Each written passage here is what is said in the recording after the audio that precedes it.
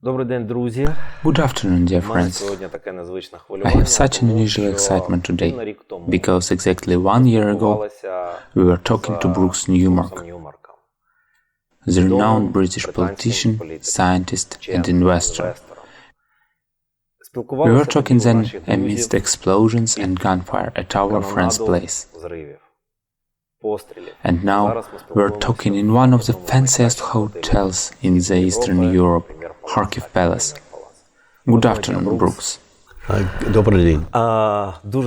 very pleased to be speaking with you exactly 1 year after our last conversation. Yes, it's been a very long year too. In the time of the previous interview, there have been like gunshots, bomb explosion sounds and so on. Currently, it's almost silent, and Russian troops has been forced to move back to their borders. Yes, it's been the experience in Kharkiv particularly, where I spent almost 6 months last year, is very different. When I first arrived last spring in Kharkiv, every 2 or 3 minutes I could hear boom, boom, boom. Today I can hear the birds. Kharkiv currently for you is a peaceful city? Yes, it is. It's very quiet. From a year ago when I was here, every 2 or 3 minutes I could hear boom, boom, boom. Today all I hear is either silence or the birds. The UK politics. First of all, we are very grateful because UK currently is a headliner of the Ukrainian problem and the support of Ukraine. Will the amount of the support continue or even increase? Because we can see there is a supply currently in MLRS system, missiles that even the US is afraid to supply to Ukraine. The problem is the West more broadly has been very slow, I think, at supporting Ukraine. The UK, and if we remember a year ago, Boris Johnson was Prime Minister. He was your biggest champion in the world, and he made a difference encouraging NATO to support Ukraine. In the UK, Ukraine is not a divided issue politically. Everybody supports Ukraine, including we've had 2 more prime ministers since Boris Johnson. But UK is not politically divided. We all support Ukraine. That's unique in almost any country in the world. The problem is in the US, where they have to get out of their Cold War mentality and fear of Russia and fear of Putin. Putin reminds me of the wizard in The Wizard of Oz.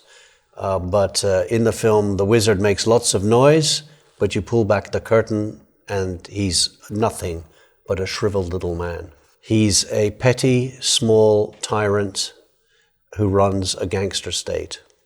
He can bully people who are weaker than him, but he can't beat people who stand up to him. Ukraine has shown this past year that they can stand up to Putin. What we in the West need to do, especially NATO, is to make sure that Ukraine, the soldiers in particular, have the means with which to beat Putin. There is no negotiation with Putin. You cannot negotiate with him. Negotiation for Putin is a sign of weakness. He must be beaten 100% and must not be allowed in any negotiation to keep 1 square centimeter of Ukraine. I am optimistic, while the US in particular, the main supplier of arms, has been slow at giving Ukraine what it needs, it will eventually get the F-16s and the ATACMS to ensure Ukraine wins this war. Every death in Ukraine is a tragedy, and we must ensure that more people don't die. And the only way we will ensure that is to ensure that Ukraine wins this war. We witnessed unsuccessful coup attempt in Russia. When the Prigozhin started his march to Moscow, a lot of Western politics were under great tension because they're afraid of the complete destruction of Russia. Because plenty of these tiny countries which can be Russia divided apart with nuclear weaponry is really a scary part. Is this slow supply of arms is connected to that point of view that the Western world is trying to boil Putin and all the head of the Russia slowly, so it will stay united and we can still win this war? I understand that analysis, but I think the priority today is to ensure that Ukraine wins this war. I think we have to worry a little less about what goes on in Russia. We can never control that. What we can control is ensuring that we support Ukraine so that it wins this war and then comes under the NATO umbrella, because then Ukraine will be protected forever. The last NATO summit in Vilnius, was it good for Ukraine or not? I sort of agree with the President Zelensky, that there should have been a clearer path for Ukraine to join NATO. The problem is there are one or two difficult members of NATO that made that difficult. In particular, Viktor Orban in Hungary. If I had my choice, I would get rid of Hungary and Viktor Orban from NATO and from the EU, and I would bring in Ukraine. Only if NATO and Europe is united against Russia can we win. We cannot have a Trojan horse in NATO, and that is what Hungary and Viktor Orban is today. Yesterday, at one of your meetings, which I've been present at, one of our friends asked a question: what is a victory for Ukraine in the view of the Western society? And from your point of view, what is the victory of Ukraine, and what steps do we need to take to achieve this victory? Victory can only be when Russia is driven out of everywhere in Ukraine. That includes Crimea and Donbass, not just what he's taken, Zaporizhia and Kherson. If Ukraine gives Donbass and Crimea, for example, to Russia, Putin will put that in his pocket, he'll go back to Russia, and in 3, 4, 5 years' time, he will be back again for another piece of Ukraine. Yes. The West has no choice but to support Ukraine until Ukraine wins this war 100%. Is Western world is tired from war of Ukraine? Because it takes now currently is more than a year and a half. We know that people can get tired, and politicians, they need to promise something to their election basis. The problem is less in Europe today. I think there was a problem earlier in the war, particularly with Germany and France, particularly with Macron, who felt he could negotiate with Putin. Today, I think Europe and the UK is unified. The issue is the USA. The problem is in the USA that the Republican Party, and by that I don't mean the politicians who do support Ukraine, it is many of the voters who support Trump do not support spending US taxpayers' money on a war they do not understand, in a country they don't even know where it is. While I hope that the Republicans, especially under Trump, do not win because of their views on Ukraine, I think it's important that the current administration under President Biden gives Ukraine what it needs to win in the next 18 months before the US election. I think it's important for the political leadership in Ukraine as well as Europe to focus a lot of energy now on the US. They have to sell why it's important to support Ukraine, not just from a moral reason, but from an economic reason, because Americans understand economics. And if I was selling in the USA, I would make 3 points. Number one, the US is only spending 6% of its defense budget to beat its second biggest enemy after China.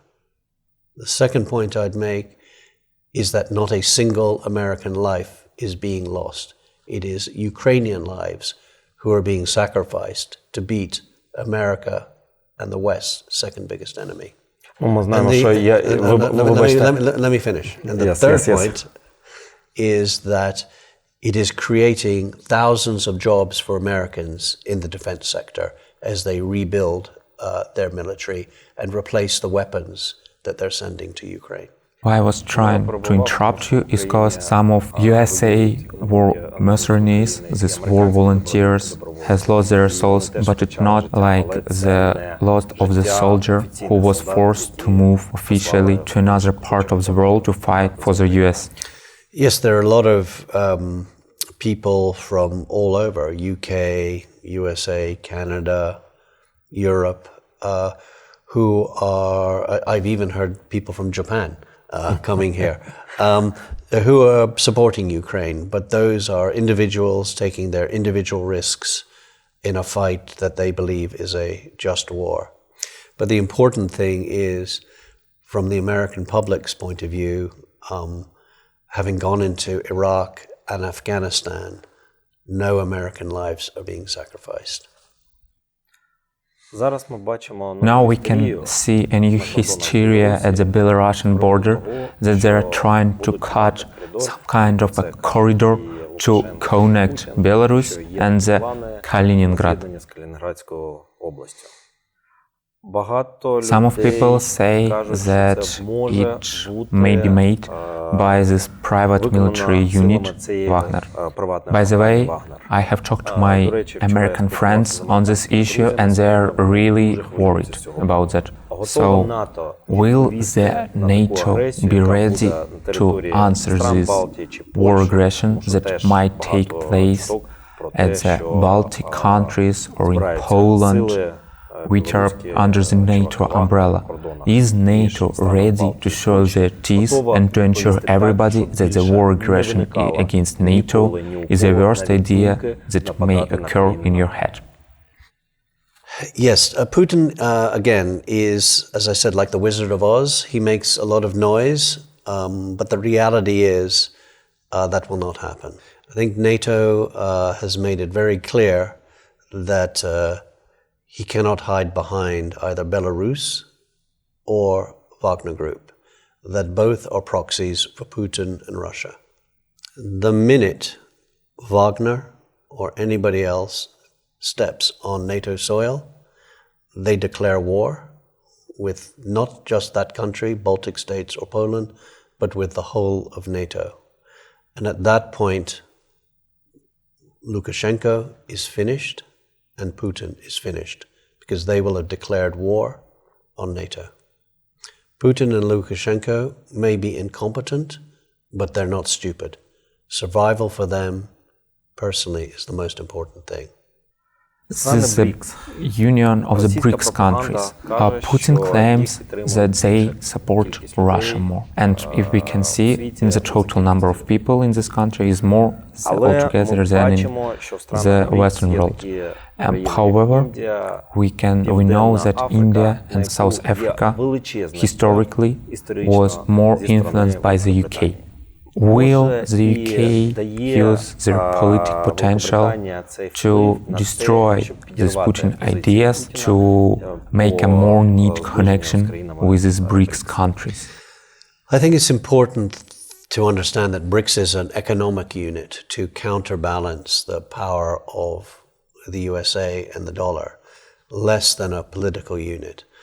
And it's important to remember that out of 200 countries, approximately, who are members of NATO, only 7 support Russia in this war.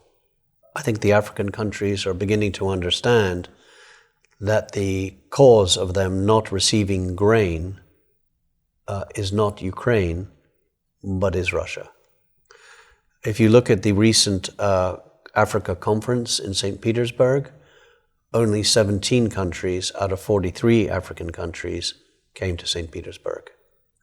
And most of those countries either have economic ties with Russia through corruption or are under the strong influence of Wagner Group. Those are the only countries that are supporting Russia today, not for a moral reason or ethical reason. It's purely economic.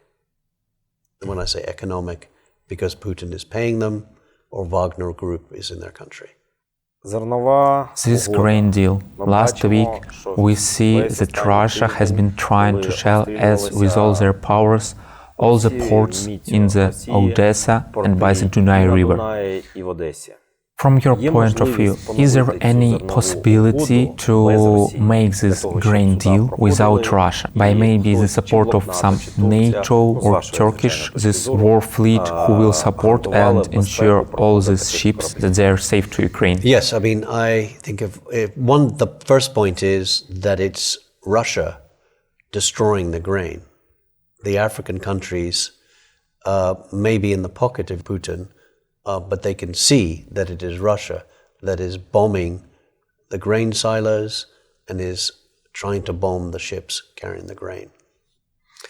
The problem for the grain is not NATO. The problem for the grain is Africa.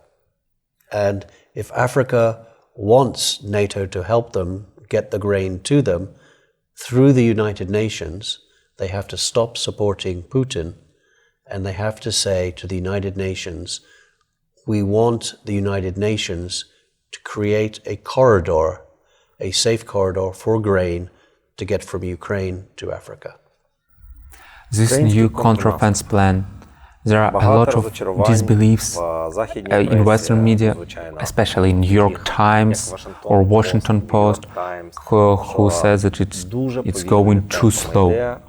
I know that you are a little bit skeptical about this media, but they form this society view. From your point of view, how, like the head of the UK politics, what are their thoughts about this counteroffensive, and what are the general thoughts through the whole UK, through each citizen? It's Ukraine that's fighting. It's not Americans. It's not UK. It's not European countries. So for us to criticize Ukraine, to say the counteroffensive is going too slow, there's one solution to that. And that solution is to give Ukraine the weapons it needs to win this war. Giving Ukraine weapons enough to defend itself will only prolong the war and create more deaths in Ukraine. Ukraine has to be given the weapons to win this war. We saw last week that they received cluster bombs, and I know, having spoken to soldiers on the front line, this is already making a big difference. But Ukraine needs the F-16s and the ATACMS if it is to both get back Crimea and Donbass. Everybody understands this, even the top military people in the USA. The key is to persuade Secretary of State Blinken and President Biden that this is what they need to do. Predictions that you made a year ago were met with skepticism by many of our viewers. But they were even exceeded. Could you give us another forecast for the next 6 months or a year on how everything will happen? I predict, number one, you will get the F-16s, number one. Number two, I'm hoping you will get the ATACMS. Number three, I think you will get back not just Kherson and Zaporizhia, but hopefully Crimea as well. The ATACMS will allow you to take Crimea back, I believe, quicker than Donbass. For Putin, Crimea is some kind of a sacred land. Would he dare to use a nuclear weaponry if Ukrainian troops enter Crimea?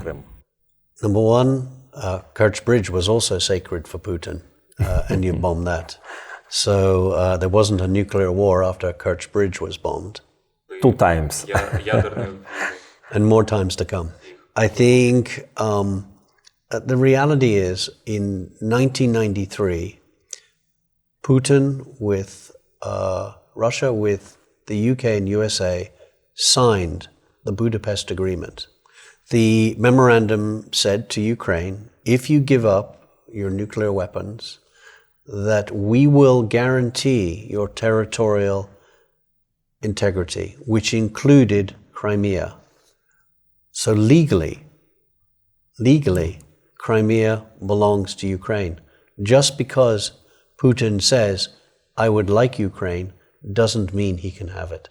So the other 2 signatories of the Budapest Agreement, USA and UK, have an obligation to support Ukraine keeping what is theirs. Part of the New World Order is that countries cannot take other countries' pieces of land just because they would like it. Rule of law must prevail to keep the international world order. So Putin may threaten nuclear weapon, but I think the probability is low. He knows that once he drops any nuclear weapon, that will trigger a war from NATO, and his 2 biggest supporters, China and India, will isolate him completely, and he doesn't want that. This is all about the survival of Putin, not Russia. Putin has 2 choices: to keep digging a hole for himself or stop digging, but either way, he's finished. And what choice will he take? He's crazy one. He can keep going forever. He can't keep going forever. I think that's a myth. I think he's already shown his vulnerability when Prigozhin marched into Rostov, then marched up to Zaporizhia. No one stopped him. And I think what we've seen is the beginning of the end of Putin. How long that will take, who knows? But Putin is finished now. I guess it's a very optimistic end of the geopolitical part of the interview. However, I have provided a lot of time for this part, but it is very important for us and for the whole Ukraine. However, I have several questions on your fund. Behind me, you can see about 800 people who have come from the surrounding villages who really have no warm clothes or food or any basic goods. So we're here to try and bring them basic humanitarian aid, especially warm clothes, because it's pretty cold outside at the moment. If you want to support our mission here in Ukraine, please donate to our website, ukraineangels.org. Дякую, Янгол України. Дякую, що завітали до нас на Велику Прилуччину. Дякую, ангели України. Спасибо, ангелы Украины. Вы нам очень помогли.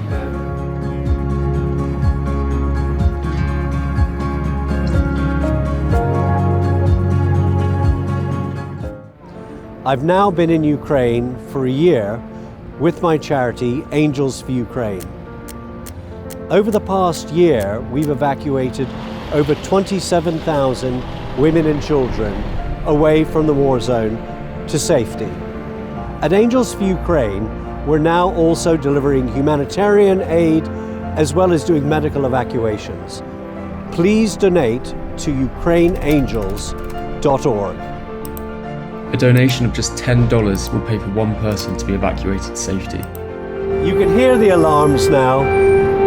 Please make a donation. Your money can save lives. Please donate to ukraineangels.org.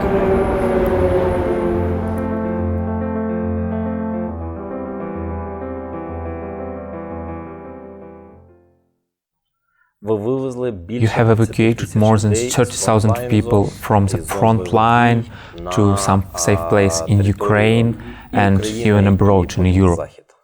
What are your 2-3 primary goals for your charity foundation in the next 6 months? I think 3 things. First of all, we have been doing many medical evacuations from frontline hospitals to civilian hospitals. Second thing is to continue to provide humanitarian support, particularly in deoccupied villages. And by that I mean not just clothing and food, but also books for children. There are many, many young children in this country who have missed out on their early years learning, particularly 2, 3, 4, 5, 6-year-olds, first through COVID, second through war, and it's important that they get support as soon as possible. And the third thing is a rehabilitation. And like the Rotary Club of Kharkiv, Angels for Ukraine, which is my charity, we are working to focus on rehabilitation, particularly psychological rehabilitation for children, for parents, and for soldiers. How will this rehabilitation process be carried out? Are you going to construct clinics, invite foreign specialists, or do personal trainings? Could you tell us a little bit more about this? I think for us, for my charity, an expensive and inefficient way is to build something. I think it's much more efficient for us to bring in people who are experts from the outside of Ukraine to train Ukrainians for rehabilitation. I know that the Kharkiv that you're looking to build a rehabilitation center. For us at Angels for Ukraine, we are hoping to work with World Health Organization to train enough individuals so that every school in Ukraine has an expert in psychological rehabilitation. And our vision is to ensure that in the school that not only are the children have support, but the parents of the children also have support, because they've all been affected by this war. A second area we're thinking about is physical rehabilitation, particularly for wounded soldiers. We at Angels for Ukraine have just signed a memorandum of understanding, a joint venture document between our charity, Angels for Ukraine, and the Ministry of Health and the Emergency Services. Our focus will be moving people, particularly injured soldiers, from the 2 major medical hospitals that are dealing with this, which is in Kharkiv and Kyiv, and moving them on to other hospitals that specialize in dealing with different traumas that patients may be suffering. From my side, I want to thank Angels for Ukraine for help Ukrainian, help EMS, emergency medical system in Ukraine to do all the best for injured people and save their lives during this war. We're actually expecting to maybe move up to 3,000 injured soldiers and civilians each and every week. This costs money. So whatever you can do to support Angels for Ukraine, please go to our website, ukraineangels.org, and make a donation. Thank you very much.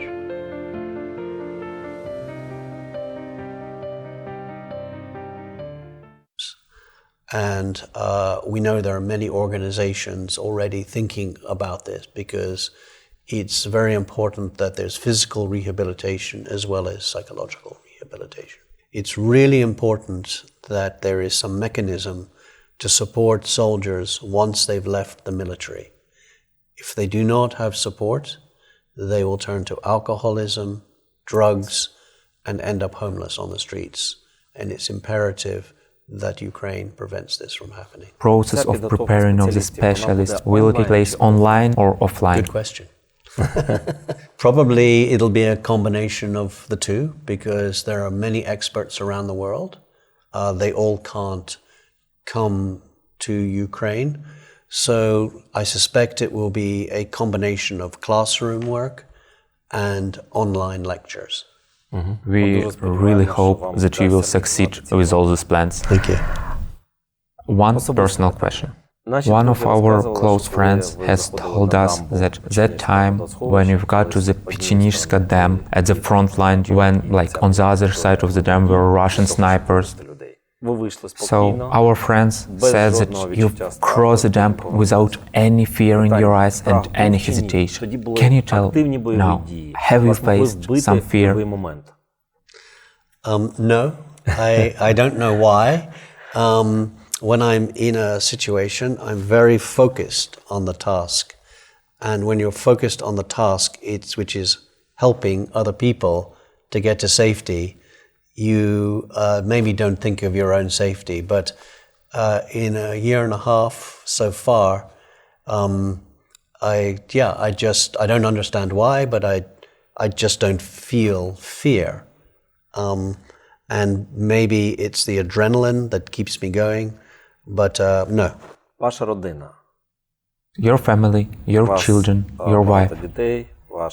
Do they say like, Dad or Brooks, maybe you left this Ukraine behind, you'll come back to us, give some time for us? My family understand my personality, that if I feel there's a need to help, I have to do something. If I sit at home, I'm unhappy. If I'm in Ukraine, I'm happy. So I think they understand that. My children sometimes get concerned, but yes, I think my wife and I, we've been together 40 years. We have 5 children. That I think she would like to see me home a little bit more. I'm also doing a doctorate in education at Oxford University. And the university said I can take 1 year off. So I think in September I need to focus back a little bit more on getting my PhD. I think the important time here was the first 6 months, where my mission was to evacuate women and children to safety from the front line. We at Angels for Ukraine are now about to go and do an evacuation of 25 women and children who we are going to move away from the dangers in the city and take them to safety in the western part of Ukraine. The cost of moving one person is about $10 per person. Please make a donation to Angels for Ukraine on charity by going to our website, ukraineangels.org. Thank you.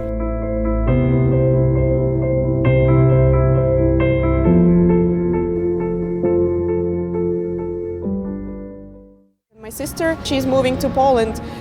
She's going with my nephew, so with her son. And he was having panic attacks. He wasn't able to sleep. And right now they're going somewhere safe. And I know that this is all the best for my family, for my nephew and my sister.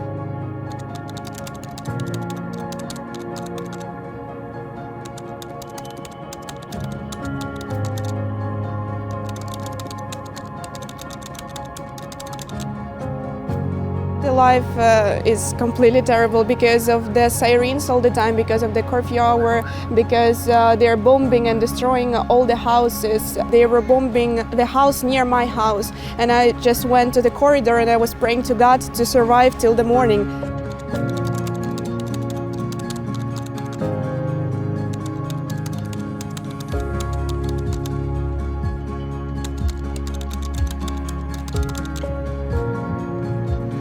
Thank you, Angels for Ukraine.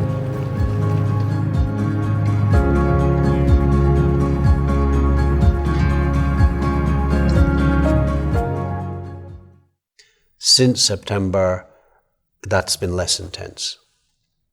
So I think going forward, I have to balance a little more my time in UK with time in Ukraine.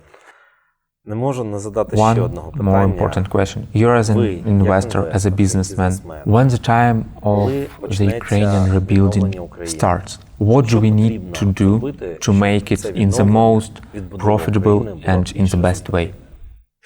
The rebuilding process, I'm not going to think in terms of profitability or not. The important thing is is how do you rebuild Ukraine and rebuild society? When I was in UK, I was Minister of Civil Society. And when I think about rebuilding Ukraine, they have to do two things. They have to rebuild Ukraine from east to west and from the village up. If you rebuild Ukraine, which the instinct will be from west to east and from the big cities down, you will maintain a split society. Mm-hmm. You'll find that the east remains poor and that the villages remain poor. And in 20 years' time, 30 years' time, you will have a Trump or Putin who will take advantage of a divided society. So as you think about rebuilding Ukraine, it must be the whole of Ukraine, from the village up, from Kharkiv to the west. I completely agree with you. Because we really want to rebuild our city Kharkiv. Will there be a lot of interested investors to come and work in Ukraine? I think there will be a lot of interest. I think there'll be importance of international organizations to provide some form of guarantees. It'll be important for banks to provide low-cost loans and low-cost finance. The important first thing is to rebuild the infrastructure, which is the roads, the rails, the electricity, the energy, gas supplies. All those need to be rebuilt. I think that the business should be divided by oblast, and we need to get rid of the oligarchs. And that's going to be a big challenge because they will want a piece of all this big business. After this war, it cannot be business as usual. Will we succeed in pushing back all these oligarchs? Because for the last 30 years, they were like really in charge and ran Ukraine. That is up for the Ukrainians, not for the EU or the British or the Americans. I think Ukraine has a great opportunity to create a new Ukraine, a new vision for Ukraine, which is a democratic Ukraine, a free market Ukraine that allows more people to share in the benefits of a new Ukraine. Kharkiv Press Club. Today we talked to a person who loves Ukraine with the bottom of his heart, who comes here, who helps. He is a volunteer, businessman, investor, scientist, philanthropist, Brooks Newmark. And Brooks, what can you wish to our viewers in such a difficult time? I think to keep your spirits up, you are on the right side of justice in this war. You are fighting a just war and a justifiable war. Good will prevail over evil, and I am confident you will win this war. Brooks, thank you very much for your words. Thank you very much for your amazing support, because it's very, very important for us, for our country, for our city. You're an amazing friend for all us. Thank you very much. My pleasure. Thank you very much. Okay. 2,000 children evacuated, 9,000 injured evacuated, 30,000 lives saved. We evacuate women and children and injured soldiers and civilians from danger to safety. We are Angels for Ukraine. In February 2022, we began helping Ukrainians get to safety. Over the past year, we've continued this mission. We also deliver much-needed humanitarian aid. The journey typically begins in towns and villages on the front line in the east and south of Ukraine. Local governments and local charities contact us. We then fund and organize with local bus companies the evacuation of women and children who are seeking to escape the conflict. The journey takes them to the west of Ukraine, or sometimes even out into Europe to safety. We've evacuated orphanages, trauma victims, and civilians who have lost their homes. This is 100% paid by your donations. All central costs are covered by the founders of Angels for Ukraine. We have now partnered with the Ministry of Health in Ukraine to fund and organize medical evacuations. These are civilians and soldiers who have fallen victim to Russian aggression in Ukraine. The injured are brought from a field hospital to a military hospital.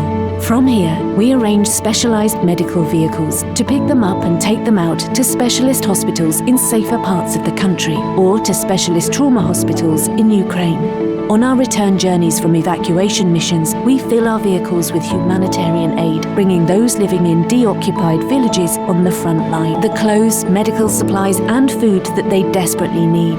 A donation of just $10 will pay for one person to be evacuated to safety. $300 can save an injured person's life. Larger donations can meaningfully make a difference to the lives of all Ukrainians caught up in this war. Please go to our website, ukraineangels.org, and donate whatever you can. Thank you for your support. Thank you, Angel of Ukraine. Дякую, Янгел України. Дякую, ангели України. We are Angels for Ukraine.